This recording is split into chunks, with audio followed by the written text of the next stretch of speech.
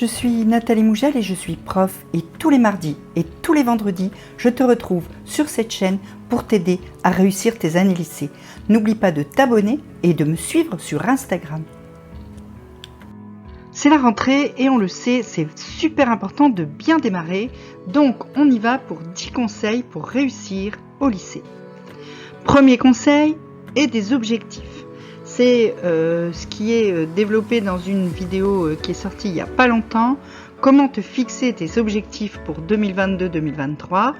Pourquoi faut-il avoir des objectifs? Tout simplement parce que c'est quoi un objectif? C'est la raison pour laquelle tu es là. C'est la raison pour laquelle tu dois travailler. C'est ton but, c'est ce qui donne du sens à ce que tu fais. C'est ce qui te permet de savoir où tu vas quand tu travailles. Bref, un objectif, des objectifs, c'est la clé de ta motivation. Si tu sais pourquoi tu travailles beaucoup plus et surtout beaucoup mieux. Deuxième, j'ai envie de te dire qu'il ne faut pas avoir peur de travailler parce que le travail, en fait, c'est pas une punition. Le travail, c'est quoi? C'est ce qui va te donner les moyens de réaliser ce que tu veux pour toi-même. C'est-à-dire que le travail, c'est le moyen qui te permet d'arriver au résultat que tu veux. Alors, quand c'est dur, quand tu n'as pas envie, pense à ton objectif, pense à ce qui donne du sens à ton travail et dis-toi que c'est en te mettant au boulot que tu vas pouvoir obtenir tes objectifs et avoir plus tard la vie que tu veux. C'est surtout le moyen pour toi de ne pas te retrouver en fin de terminale avec un dossier Parcoursup où tu vas dépendre complètement de la décision de gens qui vont vouloir te prendre ou pas te prendre. C'est la meilleure façon pour toi d'avoir le choix et de pouvoir faire vraiment ce que tu veux et pas juste le truc où on a bien voulu te prendre. Troisième, sois organisé dans ton travail, gère bien ton agenda, fais un planning pour bien répartir ton travail, être sûr d'avoir tout fait en temps et en heure. Déjà, ça va diminuer ton stress. Il n'y a rien de plus stressant que de se lever le matin avec un SMS de ton pote de classe qui te dit combien tu as trouvé à l'exo de maths et l'exo de maths tu l'as pas fait. Ou bien qui te dit tu as fait combien de pages pour la disserte de philo et la disserte de philo tu l'as pas faite. Ça c'est super stressant et c'est très très nocif à tes résultats. Donc, pour que ton travail soit bien fait, approfondi en temps et en heure, la meilleure solution, c'est de t'organiser.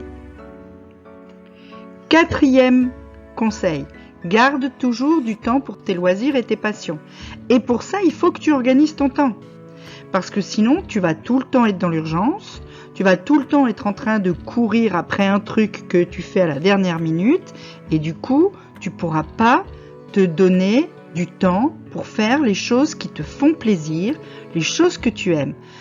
Alors que c'est nécessaire à ton équilibre personnel de faire ces choses que tu aimes. Si tu aimes faire du cheval, il faut que tu puisses aller faire du cheval selon les habitudes que tu as, 1 fois par semaine, 2 fois, 4 fois, 5 fois par semaine.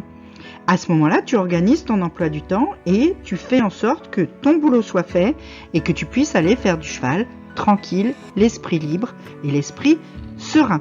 Si ce que tu aimes c'est la photo, si c'est aller au cinéma, si c'est etc., c'est pareil. Garde du temps dans ton organisation et ça c'est pas possible si tu planifies pas ton travail. 5e conseil, sois actif en cours. Ça veut dire quoi être actif en cours? Ça veut dire ne pas se contenter d'être là, assis sur sa chaise, tranquillou pépouze, en écoutant vaguement ce que dit le prof et en se disant « Ah merde, elle a écrit un truc au tableau, je le recopie ». Ça, c'est définitif, ça ne te mènera nulle part. Être actif en cours, c'est participer, poser des questions, prendre tes propres notes et pas juste ce que le prof écrit au tableau. C'est en fait être l'acteur de ton apprentissage et pas seulement le spectateur d'un cours qui est donné par quelqu'un d'autre et qui pourrait très bien être à la télé ou sur Internet. Parce que ça fait que tu vas vivre les choses, tu vas ressentir les choses et donc aux savoirs qui te sont transmis vont s'ajouter des émotions qui sont les tiennes. Tu ne fais pas qu'écouter, tu ne fais pas qu'entendre, tu écoutes, tu ne fais pas que regarder, tu es là, tu es présent, tu es dedans. Et donc du coup, au moment où il va falloir réviser, au moment où il va falloir apprendre tout ça, ce sera beaucoup plus facile parce qu'en fait, tu auras déjà intégré une bonne partie de ce que tu dois apprendre. 6e conseil, crée chez toi un environnement propice à ton travail. Un endroit où tu ne fais que travailler, pas faire tes devoirs sur ton lit.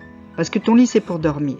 Et du coup, si tu fais tes devoirs sur ton lit, pour ton cerveau, c'est pas un endroit où on travaille, tu vas pas être efficace. Un endroit qui est rangé. Je le dis souvent, je le redis encore une fois, bordel dehors, bordel dedans. Si ton espace de travail n'est pas rangé, ça veut dire que ton travail n'est pas organisé et que du coup, en fait, tu fais tout un peu à la va comme je te pousse. Fais attention aussi à ton environnement sonore. C'est-à-dire que s'il y a beaucoup de bruit dans ta maison que tu ne peux pas faire autrement, tu vas mettre des boules qui ou tu vas mettre un bruit blanc, ou tu vas, etc. Tu ne travailles pas avec les chansons de ton chanteur préféré que tu vas chanter en même temps que lui et en même temps que tu fais tes devoirs. Tout ça, c'est des choses qui font que tu vas être efficace ou pas dans ton travail. Alors, donne-toi dès le début de l'année de bonnes conditions de travail, c'est super important. Et quand tu as fini, tu peux aller sur ton lit, tu peux aller scroller sur ton téléphone, tu peux aller faire du cheval, tu peux aller faire de la photo, tu peux aller au cinéma, mais tu as fait ton boulot. 7e conseil, évite les distractions en travaillant. C'est-à-dire que quand tu travailles, T'es dessus, t'es dedans, t'es concentré, et t'es pas sans arrêt en train de changer de point de centre d'intérêt. C'est-à-dire que t'as pas ton téléphone qui s'allume et qui a une notif là toutes les 3 minutes et c'est ton copain qui dit si, ou bien c'est tel TikTok qui est sorti, ou bien... Non, ton téléphone, il est en silence ou en mode avion quand t'as décidé de travailler. Tu vas le retrouver tranquille au bout de... selon le temps que tu t'es donné de travail, 1 demi-heure, 3/4 d'heure, il sera toujours là, les notifs, elles peuvent attendre, tout le monde peut attendre, 1/2 heure, 3/4 d'heure, il n'y a aucun souci. Et au moins, tu auras la conscience tranquille parce que ton travail sera fait. Alors, il n'y a pas que ton téléphone comme distraction. Ton téléphone, c'est la distraction ultime, mais c'est pas la seule distraction possible. Ne regarde pas Netflix en faisant tes devoirs, par exemple. Ça, c'est débile. Ou YouTube et le stream d'un type qui est en train de jouer à GTA. Ça marche pas. Tu dois te concentrer sur ce que tu es en train de faire. Tu le fais pendant un temps limité. Et quand ce temps est terminé et que ton travail est fait, je le redis, tu peux faire les choses que tu as envie. 8e conseil, prends soin de ton énergie. Parce que pour tenir le coup sur les 7-8 semaines de chaque période entre 2 vacances, il faut que tu aies une énergie durable et renouvelée. Tu ne peux pas tout le temps puiser dans tes réserves. Qu'est-ce qui va te donner de l'énergie ? Ton sommeil, ton alimentation, ton activité physique. C'est les 3 principales choses qui vont te permettre d'avoir de l'énergie sur le long terme. Donc, prends soin de toi. Prends soin de ton sommeil. Il y a une vidéo sur le sommeil, tu peux aller la voir.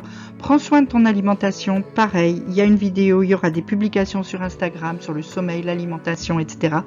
Bouge ton corps, ne reste pas assis. Et donc, quand tu as fini de travailler, c'est bien d'aller marcher, d'aller faire du vélo, d'aller nager, d'aller faire du foot, ce que tu veux. Mais bouger ton corps, ton cerveau en a besoin. C'est pas que pour ton corps quand tu bouges. Et fais en sorte d'avoir l'énergie pour bien travailler. En plus, bien prendre soin de ton sommeil, de ton alimentation et de ton activité physique, c'est aussi un très bon moyen de faire baisser ton niveau de stress. On reparlera aussi beaucoup du stress au cours de cette année. 9e conseil, tire les leçons de tes erreurs. Personne ne réussit tout du premier coup. Je le dis tout le temps, mais c'est vrai. Même moi, soyons honnêtes et dis-toi que quand tu te trompes, si tu comprends pourquoi tu t'es trompé, tu as appris quelque chose. Donc lorsque tu n'obtiens pas la note que tu espérais, ou bien quand finalement l'exode-math, quand tu es allé au tableau, il s'avère que ce que tu avais fait c'était faux. Demande-toi ce qui n'a pas marché, au lieu de te dire que tu es nul et de continuer à être nul la fois d'après, forcément. Demande-toi pourquoi j'ai pas réussi, où je me suis trompé, à quel moment je me suis trompé. Dans l'exode-math, par exemple, il y a un moment où tu as foiré. Ça peut être tout au début, ça peut être au milieu, ça peut être juste à la fin. Et donc, cherche ce que tu as raté Cherche ce qui n'a pas marché et cherche ensuite comment tu peux améliorer ce que tu as fait pour faire mieux la prochaine fois. Pose-toi donc les bonnes questions. On reparlera aussi des erreurs. Et 10e, et c'est peut-être le plus important, 10e conseil, reste convaincu, quoi qu'il arrive, que tu en es capable. Ne te laisse pas aller aux pensées négatives. Jamais, jamais, jamais tu ne dois te dire « je suis nul, j'y arriverai pas. De toute façon, j'ai toujours été nul en maths ou en anglais. Et puis, de toute façon, ça c'est un truc, c'est pas pour moi. Moi, je sais pas faire, je suis pas assez bon, etc. » Toutes ces choses-là te sapent de l'intérieur et tu en es le seul responsable. C'est pas les autres qui te disent que tu es nul le plus souvent, c'est toi. C'est des mots que tu n'oserais même pas dire à un élève lambda qui est dans ta classe et sûrement pas à un ami. Alors pourquoi tu te le dis à toi? Au contraire, sois bienveillant envers toi-même. Dis-toi, bon ben là, j'ai pas réussi comme je voulais, je vais chercher pourquoi et la prochaine fois, je vais y arriver. Et aie confiance en toi parce que oui, tu en es capable. Et si toi, tu n'y crois pas, personne n'y croira pour toi. Si tu as une question, tu peux me la poser en commentaire. De toute façon, on se retrouve très vite, mais tu peux me suivre sur Insta. Il y aura plein de conseils cette année sur Insta. Et en attendant, sur cette chaîne, petit pouce bleu, petit abonnement, petite cloche.